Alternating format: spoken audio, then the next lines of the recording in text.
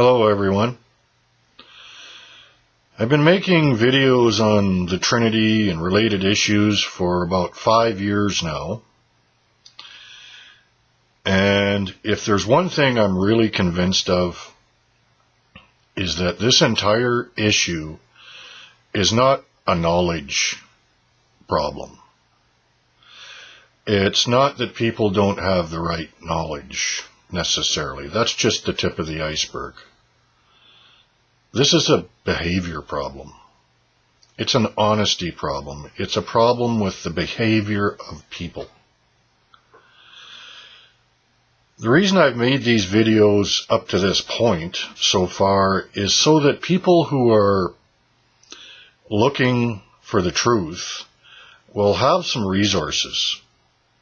So if a Trinitarian brings up John 20:28 or John 1:1 or whatever, they have some resources to, respond if they want, or they have some resources to answer some of the questions they might have.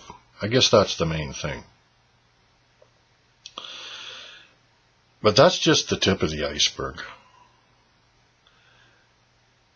There's also this idea out there that seems to be very prevalent that if people had the right knowledge, they would accept the truth. Or, if there are people who are a little stubborn, you can have an apologetic debate with them, and sort of back them into a corner with your facts and make them admit to the truth. Folks, that's not how it works. All you need to do is take a look at the example of Jesus and the Pharisees. Who could do it any better than Jesus? There's no man on earth who could have done it any better than Jesus. He was a light to the world, the light of God his Father. And even then, the Pharisees refused to admit. They refused to confess.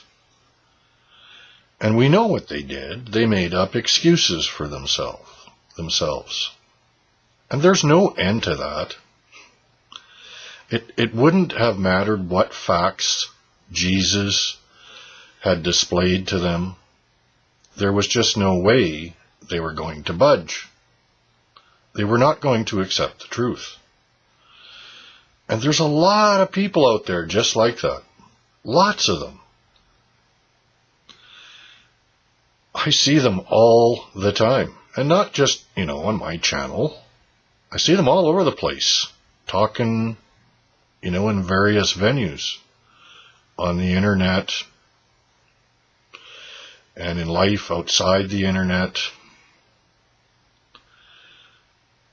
I've gotten to the point where I can see these people coming a mile away.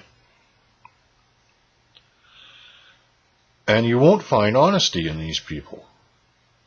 I know that there are people out there who believe in this doctrine of the Trinity because they were told to. And that's why I make these videos, because some of these people are good people. And honest people, and if they knew the truth and they saw it, they would accept it. But I also know that there's a large, population out there. I don't want to speculate, on what percentage of the population it is, but it's big. You can't tell them anything. And, so the videos I've made so far are just for those people who have an ear to hear. Do you ever think about why Jesus said that? Or he made that statement? He who has an ear to hear, let him hear. Because he knew some people just don't want to hear. Or as Paul said, they will only gather teachers around them who tickle their itching ears. Tell me what I want to hear. A lot of people like that. And the Pharisees were like that. Jesus was not telling them what they wanted to hear. That's why one big reason they did not like him, they hated him. And as Jesus said, if they hated me, they hated my Father also. These were God haters who claimed that, their Father was God in John 8. And that's why Jesus responds, with the words, I'd be a liar like you, to them. They were liars. These people had a huge behavior problem. They did not have ears to hear. And Jesus actually talks about that in John 8. And he says, why can't you hear what I'm saying? And then he tells them, it's because you are not of God. If you are a Christian led by the Spirit of God, you're going to see these people all over the place. They're everywhere. And they're going to behave much like these Pharisees. And they're going to think that you can't see right through them. I imagine the Pharisees thought the same thing. They probably thought, that Jesus can't, see right through us, but he obviously could. I mean, really, any honest person could. They were corrupt. And I see this all the time. You ever see a liar in court? He's lying, right? But he thinks he can just keep playing that game, and he can keep making excuses and rationalizations for himself, and you kind of got to catch him, right? But in a court of law, there's a jury. And if the jury thinks he's lying, he's done for. You see, and that's why people like the Pharisees, they had no judge or jury who were going to convict them. And so they thought they were going to get away with this kind of behavior. They kind of forgot about Judgment Day. And the same is true of people today. They think they can pull these stunts and get away with it because they're only thinking about you and getting away with it with you. But on Judgment Day, that's just not going to work for them, is it? Those little games are going to all come to light. And no matter what they told themselves or how they deceived themselves, it's not going to matter.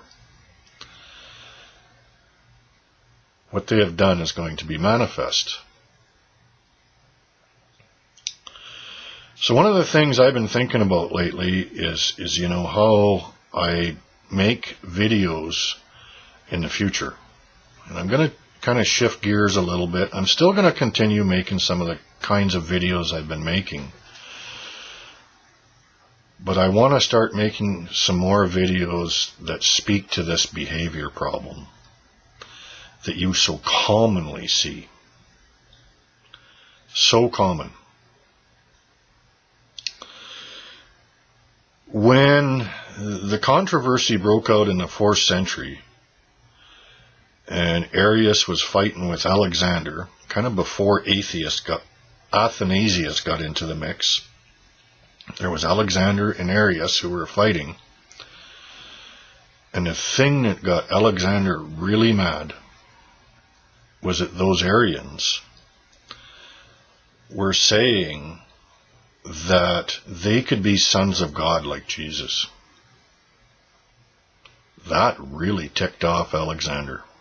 That's what he writes about in his deposition against the Arians, or against Arius. He's smoking mad about this. And he betrays himself. Because Arius was right, if that's indeed what Arius was saying. I don't know whether Arius was right or wrong about everything else. I don't think we'll ever really know what he really taught.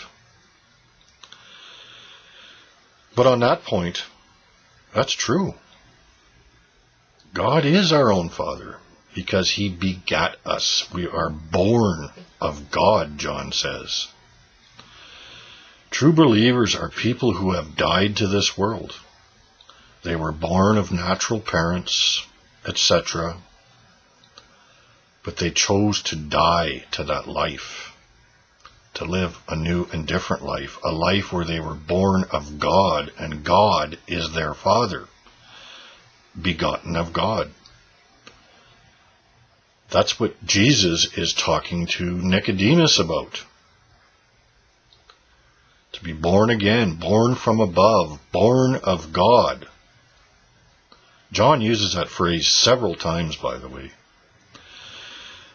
And a really big deception you'll see, in English translations, very common, is they'll take the same Greek word when it's referring to Jesus and translate it as begotten. But when it's referring to Christians, they'll translate it as born. It's the same word. Begotten, born, same thing. For example, look at Matthew 1:2. Abraham begat Isaac. Isaac begat Jacob. Jacob begat Judah, etc. And if you read some other translations, it'll say Abraham fathered Isaac. Isaac fathered Jacob. So you can see, it's very clear what this word means, to beget. It's like the English word born.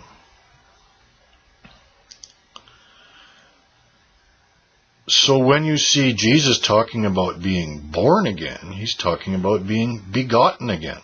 Begotten of God. Same word. Abraham begat Isaac. Or at John 3:6, flesh begets flesh, spirit begets spirit.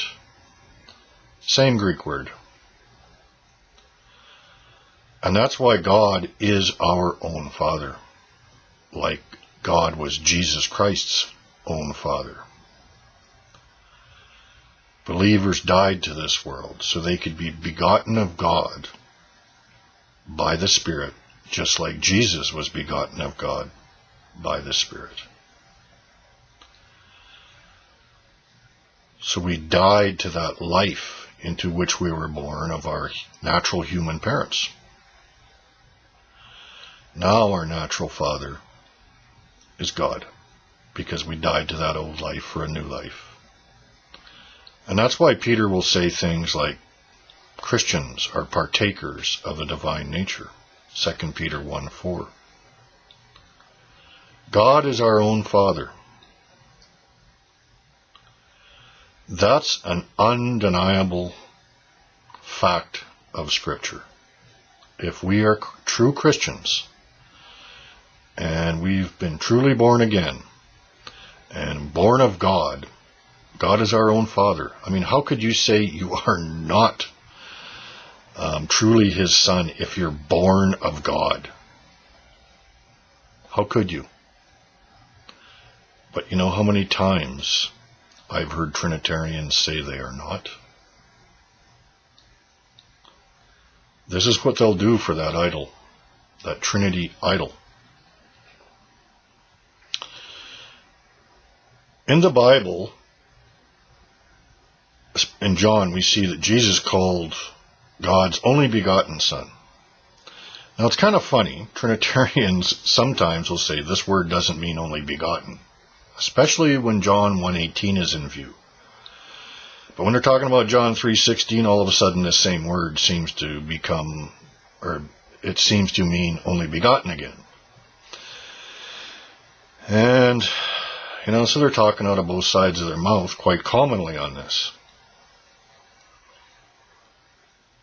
And they'll say, you can't possibly be God's begotten Son. That's impossible. Jesus is the only begotten Son of God. Therefore, you can't be a begotten Son of God. Do you ever stop and think about that? They're saying the phrase,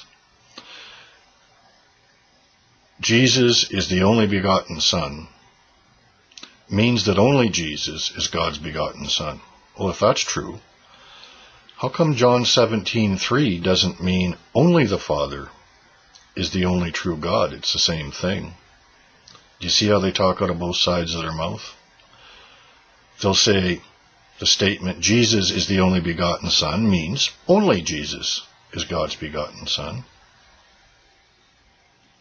Well, at John 17:3, they'll say the same kind of language does not mean that only the Father is the only true God. This is how you know you've got dishonest people on your hands. When you see things like this, or at least someone who's very confused, but usually it means they're being dishonest. When you have a firstborn son, he's an only begotten son.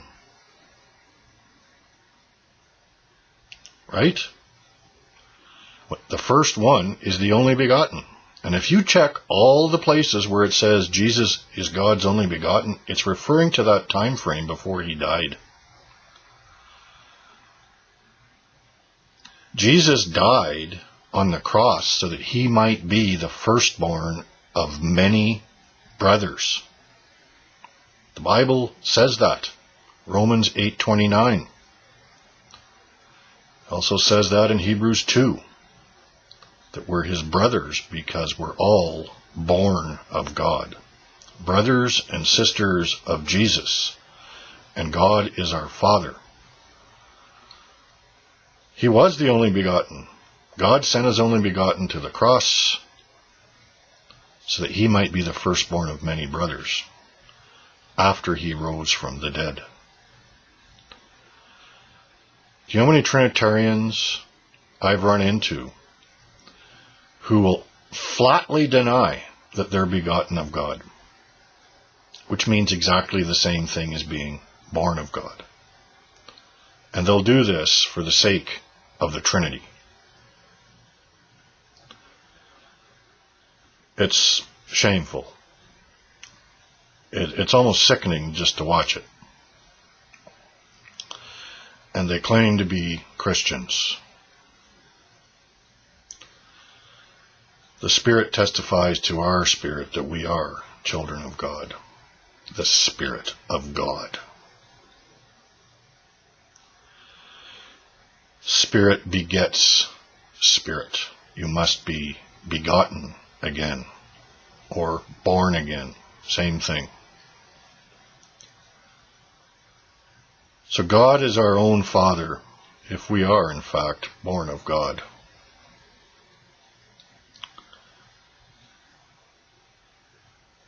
So if God is our own Father, what's going to happen? What happened when Jesus called God his own Father? For this reason, therefore, the Jews were seeking all the more to kill him, because he was not only breaking the Sabbath, but he was also calling God his own Father, making himself equal with God. Are you prepared to say God is your own Father? What did Jesus do? Here's what he said. But he answered them, my Father is working until now, and I myself am working. He called God his Father. Do you? Are you born of God? Do you even relate to John 5:18? Does it even register? Does the Spirit testify to your spirit that you truly are a child of God, born of God, begotten of God? Does that happen? The Jews were seeking to kill Jesus because he called God his own Father.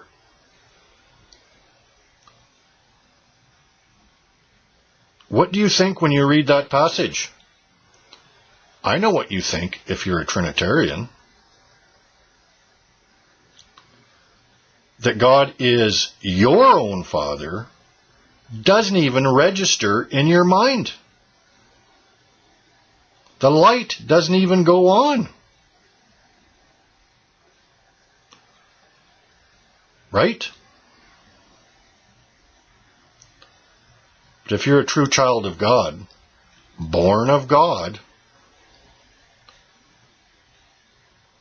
then you would see, wait a minute, God is my own Father.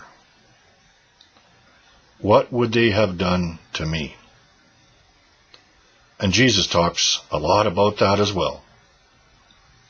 If they hated me, they're going to hate you. Because you are not of this world, as I am not of this world. You see, the only people who are not of this world are people who have died to it. People who are born of God. And because they're born of God, they're like Jesus, who was not of this world. Because he was born of God. Will you call God your own Father?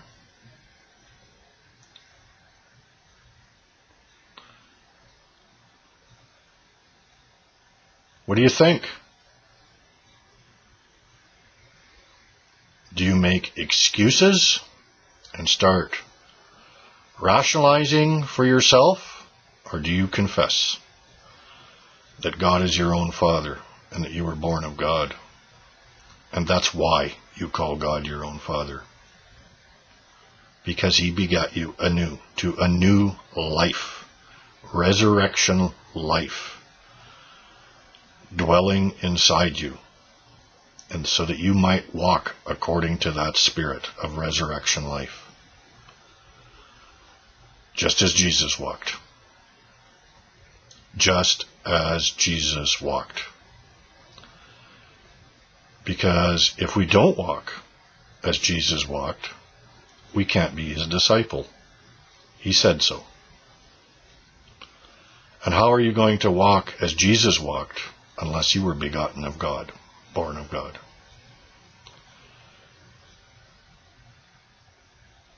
Alexander hated that anyone might say that they could be a son of God like Jesus. And that is the basis of your Trinity doctrine. Go read it. That's how the fight erupted. They didn't tell you that, did they? Jesus called God his own Father. Will you? May God bless you.